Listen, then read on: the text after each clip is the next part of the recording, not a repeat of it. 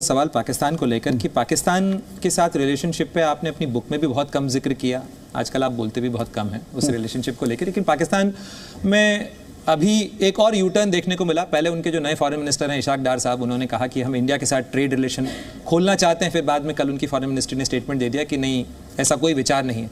हम इंटरेस्टेड भी हैं उनके साथ बिजनेस करने में। देखिए, पाकिस्तान के साथ अगर आपने कहा बिजनेस करने में, मतलब ट्रेड रिलेशन जिसकी बात हो रही है, बाकी तो खैर मेरी दिक्कत यह है कि उनका रियल बिजनेस तो टेररिज्म है ना।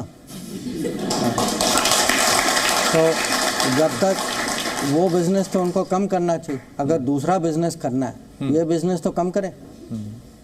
कि अगर पाकिस्तान के साथ अगर हमें सीरियसली बातचीत करनी चाहिए, ये टेररिज्म आतंकवाद का मुद्दा जो है ये माने उसके केंद्र में है। इसको आप ये नहीं कह सकते कि चलिए उसको साइड में करिए, बाद में बात करते हैं। कहीं ना कहीं उनको जो है ये टेररिज्म के विषय पे कुछ तो करना होगा कि जिन जिन चीज़ों की यहाँ कीमतें ज़्यादा हैं, अगर हिंदुस्तान से अक्रॉस द बॉर्डर आ जाती हैं तो इन्फ्लेशन कम हो जाएगी, स्पेशली फूड इन्फ्लेशन। साथ हमारी तिजारत बहाल हो जाए, क्योंकि अभी भी बहुत सी चीज़ें जो आती हैं भारत से वाया दुबई आ रही हैं या थर्ड पार्टी आ रही हैं, तो जब पाकिस्तान पहुँचती हैं तो महंगी पड़ती हैं हम लोगों को। तो इसको हम एग्जामिन करेंगे, तमाम स्टेक होल्डर से हम बातचीत करके कोई फैसला करेंगे। तो कोई इम्कान नहीं है कि भारत इस पे बात भी करेगा। अभी रिसेंटली जयशंकर जी ने 2-3 ओकेजन्स पे ये कह भी दिया इनडायरेक्टली कि जब तक पाकिस्तान के मसाइल टेररिज्म के हवाले से हल नहीं होते, किसी किस्म का कोई रिलेशनशिप नहीं होगा। तो ये पाकिस्तान की तो शदीद ख्वाहिश है कि भी हमारे रिलेशंस बन जाए, चूंकि यूएई का भी प्रेशर है, सऊदी अरब का भी प्रेशर है कि भाई हम तुम्हें तभी पैसे देंगे जब तुम इंसान बनोगे, बंदे के पुत्र बनोगे, जब तुम भारत से ताल्लुकात ठीक करोगे। मगर भारत, मुझे यूं लगता है कि भारत ये चाहता है कि पाकिस्तान की एश्योरेंस आए थ्रू यूएई कि ये अब इंसान बनेंगे, टेररिज्म वाले काम नहीं करेंगे, जो वांटेड टेररिस्ट हैं पाकिस्तान के हवाले करेंगे।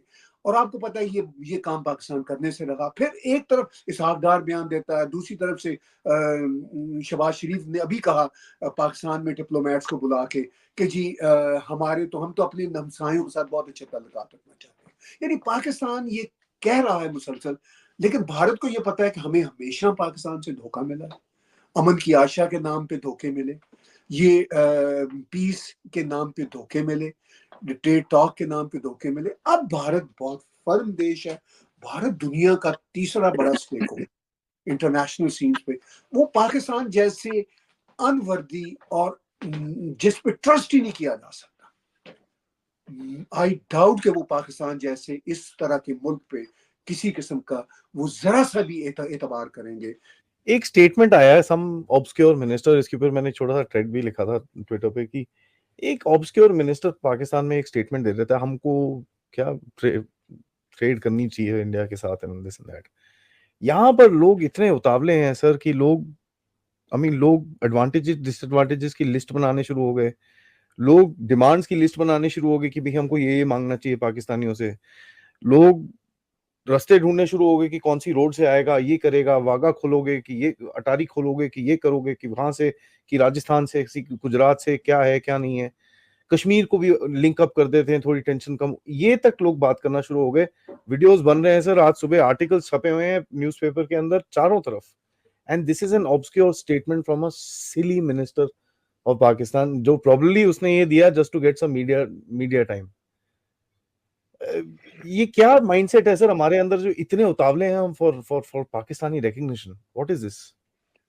देखिए, you have suddenly given me the idea of another video today in which I will take apart these Pakistani thread, where basically क्या है कि there is a lobby inside India which actually feels that a stable Pakistan is in India's interest, and I've been trying to educate this lobby, saying that a Pakistan sitting in the wheelchair is in India's interest.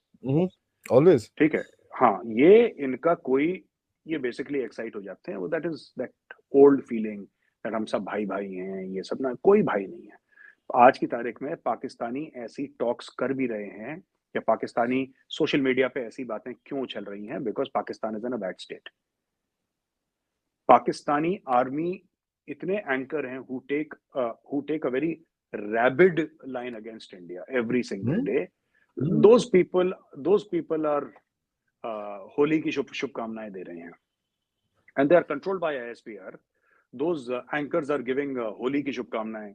I'll tell you why this is happening. There is an actual belief in Pakistan that, and they're like that. Pakistanis का mindset ये है कि आज हम कमजोर हैं, आज India के साथ ट्रेड कर लो, कल जब तगड़े हो जाएंगे, कल दो पैसे हमारे पास आ जाएंगे, जिहाद फिर कर लेंगे. So these people are not looking at peace. पाकिस्तानियों को अमन नहीं चाहिए भारत के साथ, उनको पैसे चाहिए, जब पैसे आ जाएंगे फिर जिहाद कर लेंगे. So people who are getting actually क्या है, a lot of commentators in India, they don't know about Pakistan. There are very few people who know about Pakistan, who can understand the Pakistani mindset, who understand how Pakistanis think, who understand कि मैं तो I know them so well. I know the Pakistanis so well. I know what they are thinking. कि किसी ने क्यों बोला है, क्योंकि मैं 22-23 साल से यही काम कर रहा हूँ. मैं even before I joined media, this was something that I did every single day, and I know what they're going to do. इसका है क्या चक्कर मैं पूरा बता सकता हूँ. That is why they know that there will be a reaction like this. They are actually looking for trade because उनका बेड़ा गर्क है. And if you ask them कि चाइना के साथ क्यों नहीं कर, China has given up on Pakistan literally, except for CPAC. अगर CPAC नहीं होता, चाइना हाथ जोड़ के कब से चला जाता. But it's only because of CPAC that China is there, right? So this is what is happening with Pakistan. Valid question यार, तुम्हारा हमसाया भाई है, ले लो वहां से जो लेना तुमको, क्या प्रॉब्लम है. बिल्कुल बिल्कुल. Very very simple. ये है कि फॉरेन पॉलिसी किसी मुल्क की उतनी ही स्ट्रांग होती है जितना स्ट्रांग वो मुल्क होता है. तो मुल्कों की जो स्ट्रेंथ है ना, वो जाहिर होती है कि वो मुल्क किस हद तक वो अपने अवाम को रिप्रेजेंट कर रही है, वो जो गवर्नमेंट है उसकी पहली चीज. दूसरा ये है कि वो इकोनॉमिकली कितना स्ट्रांग है वो मुल्क. तो अगर आपकी हुकूमत के हवाले से भी डाउट्स हों कि जी आप कहें कि यार ये जो लोग बज़ाहिर हुकूमत कर रहे हैं, ये हुकूमत नहीं कर रहे, हुकूमत कोई और कर रहा है, पहली चीज. दूसरा ये कि आप इकोनॉमिकली भी इतने वीक हों कि हर 6 माह बाद आपको जरूरत पड़ जाए कर्ज लेने की. और तीसरा ये कि मुल्क के अंदर इतनी डिवीजन हो और कोई एक कॉम्प्रिहेंसिव कॉम्पैक्ट फॉरेन पॉलिसी ना हो, तो फिर जाहिर है फिर तो वही होगा ना जो इस वक्त हो रहा है कि कोई भी एक इफेक्टिव डिसीजन मेकिंग नहीं हो रही किसी भी लेवल पे. तो ये जब तक हम अपने मामलात दुरुस्त नहीं करेंगे मुल्की सतह पे, उस वक्त तक कभी भी हम इंटरनेशनल जो कमिटी ऑफ नेशंस है उसमें एक बाइज्जत कौम के तौर पे खड़े नहीं हो सकते.